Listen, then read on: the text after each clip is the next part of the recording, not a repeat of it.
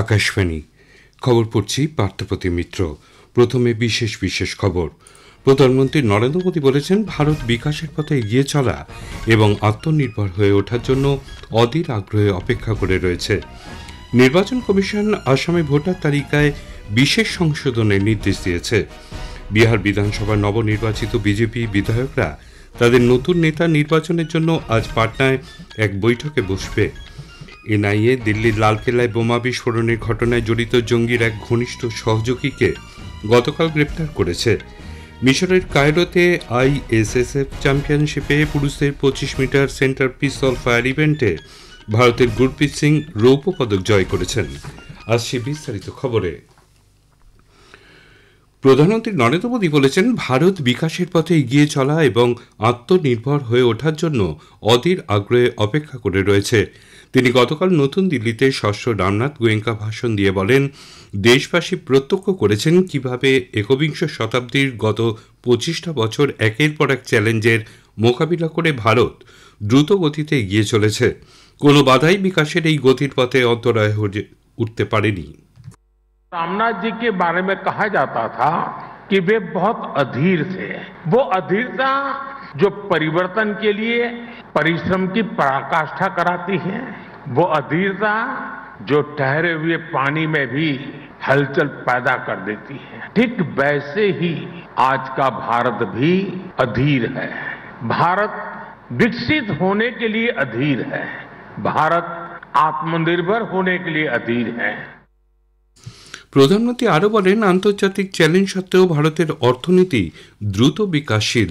এক উজ্জ্বল ভবিষ্যতের পথে এগিয়ে চলেছে ভারত। দেশ এখন শুধুমাত্র উদ্ভাবনী বাজার হিসেবে নয়, উদ্ভাবনী মডেল হিসেবেও আত্মপ্রকাশ করেছে। গোটা বিশ্ব ভারতের উন্নয়নের মডেলকে আশার মডেল হিসেবে পরিগণিত করেছে। বিহারের সাম্প্রতিক বিধানসভা নির্বাচনের প্রসঙ্গ উল্লেখ করে শ্রী মোদী বলেন, 1951 সালের পর থেকে ওই রাজ্যে এবারে ভোটদানের হার ছিল সর্বাধিক।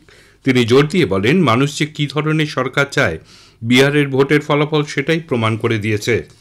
বাকি রাজ্যগুলির প্রতিও তিনি সেই বার্তা দিয়ে বলেন, কেন্দ্রীয় সরকার হোক বা রাজ্য সরকার এবং যে দলই হোক না কেন, সকলকে মনে রাখতে হবে যে প্রাথমিক অগ্রাধিকার দেওয়া উচিত উন্নয়নের ওপরেই। রাজ্য সরকারগুলিকে সুস্থ প্রতিযোগিতার মানসিকতা গড়ে তোলা এবং উন্নয়নের লক্ষ্যে বিনিয়োগ আকর্ষণের পথে হাঁটারও পরামর্শ দেন প্রধানমন্ত্রী। নির্বাচন কমিশন আসামে ভোটার তালিকায় বিশেষ সংশোধনের নির্দেশ দিয়েছে। এজন্য 2026-এর 1 জানুয়ারিতে যাদের 18 বছর বয়স হবে তারা আবেদন করতে পারবেন। অসমের মুখ্য নির্বাচনী আধিকারিককে লেখা এক চিঠিতে কমিশন জানিয়েছে, আগামী 27শে ডিসেম্বর সুসংগত খসড়া ভোটার তালিকা প্রকাশিত হবে। ওই দিন থেকে 2026-এর 22শে জানুয়ারি পর্যন্ত ভোটার তালিকা সংক্রান্ত বিভিন্ন অভাব, অভিযোগ ও দাবি জানানো যাবে। চূড়ান্ত ভোটার তালিকা প্রকাশিত হবে 2026-এর 10ই ফেব্রুয়ারি। কোনো যোগ্য ভোটদাতা যাতে ভোটার তালিকায় এই বিশেষ সংশোধন থেকে বাদ না পড়েন তা সুনিশ্চিত করার দায়িত্ব দেওয়া হয়েছে প্রতিটি বিধানসভা কেন্দ্রের ইলেকটোরাল রেজিস্ট্রেশন অফিসার, ইআরও বা নির্বাচন নিবন্ধীকরণ আধিকারিককে। একই সঙ্গে কোনো অযোগ্য ভোটদাতাও যাতে তালিকায় অন্তর্ভুক্ত না থাকেন তাও নিশ্চিত করতে হবে তাদেরই। এদিকে বিশেষ এই সংশোধনের সময় মুখ্য নির্বাচনী আধিকারিক এবং জেলা নির্বাচনী আধিকারিকরা প্রত্যেক যোগ্য ব্যক্তির নাম ভোটার তালিকায় অন্তর্ভুক্ত করতে সুনিশ্চিত করবে। ভোটার তালিকায় বিশেষ নিবিড় সংশোধনী কর্মসূচি বা এসআইআর এর কাজের অগ্রগতির পর্যালোচনা এবং বিধানসভা নির্বাচনে ইভিএম এর পরীক্ষা নিরীক্ষা বা ফার্স্ট লেভেল চেকিং কর্মসূচিতে যোগ দিতে নির্বাচন কমিশনের এক প্রতিনিধি দল আজ পশ্চিমবঙ্গে আসছে। এ রাজ্যের দায়িত্বপ্রাপ্ত senior deputy election commissioner Gyanesh ভারতীর নেতৃত্বে ওই দলে আছেন principal secretary SB Joshi, Malay Mallick এবং ডেপুটি সেক্রেটারি অভিনব আগরওয়াল। তারা কলকাতায় উত্তর ও দক্ষিণ, নদিয়া, দক্ষিণ 24 পরগনা, মুর্শিদাবাদ ও মালদার এসআইআর এর কাজ পর্যালোচনা করবেন। বিহারে নবনির্বাচিত বিজেপি বিধায়করা তাদের নতুন নেতা নির্বাচনের জন্য আজ পাটনায় এক বৈঠকে বসবে। দলের রাজ্য সভাপতি ডক্টর দিলীপ কুমার জয়সওয়াল জানিয়েছেন, দলের পর্যবেক্ষকরাও ওই বৈঠকে যোগ দেবেন। সাম্প্রতিক বিধানসভা নির্বাচনে বিজেপি 89টি আসন লাভ করে। এদিকে জনতা দল ইউনাইটেড পরিষদীয় দল তাদের নেতা নির্বাচনের জন্য আগামীকাল বৈঠকে বসবে। গতকালই এই বৈঠক হওয়ার কথা ছিল, কিন্তু কোনো রকম কারণ ছাড়াই তা আচমকা পিছিয়ে দেওয়া হয়। জেডিইউ পরিষদীয় দলের এই বৈঠক স্থগিত হয়ে যাওয়ার প্রেক্ষিতে এনডিএ পরিষদীয় দলের আজকের বৈঠকও পিছিয়ে যায় কিনা তা নিয়ে প্রশ্ন উঠেছে। উল্লেখ্য, জাতীয় গণতান্ত্রিক জোট এনডিএর প্রতিটি শরিক তাদের নেতা নির্বাচনের জন্য পরিষদীয় দলের পৃথক বৈঠকে মিলিত হবে। তারপরে হবে এনডিএ পরিষদীয় দলের যৌথ বৈঠক। এদিকে নতুন মন্ত্রিসভা আগামী বৃহস্পতিবার শপথ নিতে চলেছে। পাটনার গান্ধী ময়দানে এই শপথ গ্রহণ অনুষ্ঠানে প্রধানমন্ত্রী নরেন্দ্র মোদী সহ এনডিএর একাধিক বরিষ্ঠ নেতা ও মন্ত্রী উপস্থিত থাকবেন বলে আশা করা হচ্ছে। অন্যদিকে রাষ্ট্রীয় জনতা দল আরজেডির নবনির্বাচিত বিধায়করা গতকাল পাটনায় বৈঠকে বসেন। সেখানে তেজস্বী প্রসাদ যাদবই আরজেডি পরিষদীয় দলের নেতা নির্বাচিত হয়েছেন। ষোড়শ অর্থ কমিশনের সদস্যরা গতকাল রাষ্ট্রপতি দ্রৌপদী মুর্মুর সঙ্গে সাক্ষাৎ করেন। দলের নেতৃত্বে ছিলেন চেয়ারম্যান ডক্টর অরবিন্দ পানাগারিয়া। পরে সামাজিক মাধ্যমের এক বার্তায় রাষ্ট্রপতি মুর্মু জানান, বৈঠকের সময় অর্থ কমিশন 2026 থেকে 31 সালের জন্য তাদের রিপোর্ট জমা দিয়েছে। উল্লেখ্য, সংবিধানের 280 নম্বর ধারার 1 নম্বর অনুচ্ছেদ অনুসারে রাষ্ট্রপতি এই ষোড়শ অর্থ কমিশন গঠন করেন। গঙ্গা পরিচ্ছন্ন জাতীয় মিশনের 67তম কার্যনির্বাহী কমিটির সভায় শক্তিশালী বৈজ্ঞানিক নদী ব্যবস্থাপনা এবং গঙ্গা অববাহিকার দূষণ প্রতিরোধে গবেষণা প্রকল্প অনুমোদন করেছে। গতকাল নতুন দিল্লিতে কমিশনের মহানির্দেশক রাজীব কুমার মিত্তালের পৌরোহিত্যে এই বৈঠক হয়। কেন্দ্রীয় স্বাস্থ্যমন্ত্রী জগৎ প্রকাশ নাড্ডা গতকাল নরওয়ের স্বাস্থ্যমন্ত্রী জন ক্রিশ্চিয়ান ভেসত্রির সঙ্গে নতুন দিল্লিতে এক বৈঠকে মিলিত হন। সমাজ মাধ্যমের এক পোস্টে শ্রী নাড্ডা জানান, দুদেশের মধ্যে স্বাস্থ্যক্ষেত্রে সহযোগিতা, ওষুধ ও ড্রাগ নীতি বিষয়ে সমঝোতা স্মারকপত্র স্বাক্ষরের প্রস্তাব দেওয়া হয়। কেন্দ্রীয় কৃষিমন্ত্রী শিবরাজ সিং চৌহান জানিয়েছেন, বীজের গুণমান বাড়াতে এবং লাগাম ছাড়া বীজ বিক্রি বন্ধ করতে আগামী বাজেট অধিবেশনে নতুন বীজ বিল বা সিডস বিল আনা হবে।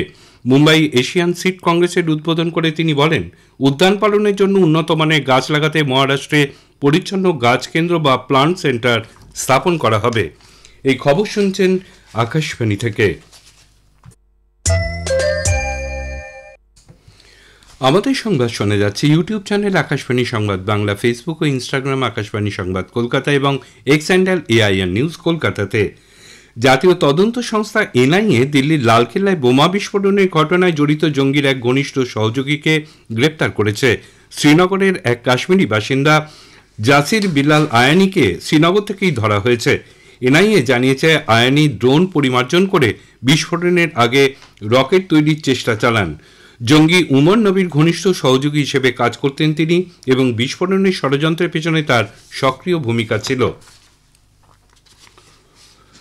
ভারত ও রাশিয়ার মধ্যে সহযোগিতা আন্তর্জাতিক সম্পর্কের স্থায়িত্ব উন্নয়ন এবং ক্রমবিকাশ গোটা বিশ্বের স্বার্থে গুরুত্বপূর্ণ। বিদেশমন্ত্রী ডক্টর এস জয়শঙ্কর গতকাল মস্কোতে রাশিয়ার বিদেশমন্ত্রী সার্গেই লাভারভের সঙ্গে বৈঠকের আগে এই কথা বলেন। ডক্টর জয়শঙ্কর জানান, ভারত ও রাশিয়ার মধ্যে 23তম বার্ষিক শীর্ষ সম্মেলনে যোগ দিতে রাশিয়ার রাষ্ট্রপতি ভ্লাদিমির পুতিন ভারতের সফরের জন্য সব রকম প্রস্তুতি নেওয়া হচ্ছে। রাষ্ট্রসংঘের নিরাপত্তা পরিষদ যুদ্ধ বিধ্বস্ত গাজার নিরাপত্তা সংক্রান্ত একটি মার্কিন প্রস্তাবের অনুমোদন করেছে। গাজার বিধ্বস্ত অঞ্চলের নিরাপত্তা প্রদানের জন্য একটি আন্তর্জাতিক স্থিতিশীল বাহিনী মোতায়েনের পাশাপাশি স্বাধীন প্যালেস্তাইন রাষ্ট্র নির্মাণের সম্ভাব্য ভবিষ্যৎ পরিকল্পনা করার কথাও বলা হয়েছে এই প্রস্তাবের বিরোধিতা করে রাশিয়া, চীন 13-0 ভোটে ভোটদানে বিরত ছিল।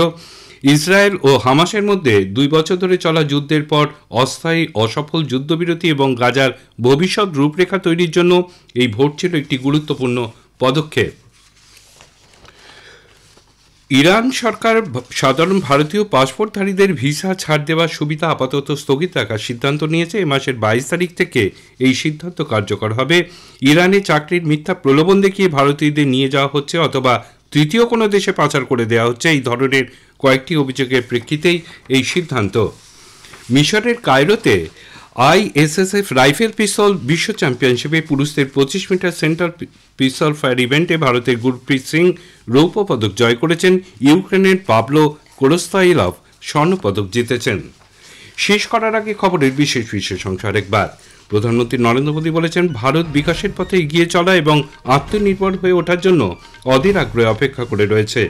নির্বাচন কমিশন আসামে ভোটার তালিকায় বিশেষ সংশোধনের নির্দেশ দিয়েছে। বিহার বিধানসভায় নবনির্বাচিত বিজেপি বিধায়করা তাদের নতুন নেতা নির্বাচনের জন্য আজ পাটনায় এক বৈঠকে বসবে। খবর শেষ হলো, এরপরেই শুনুন স্থানীয় সংবাদ।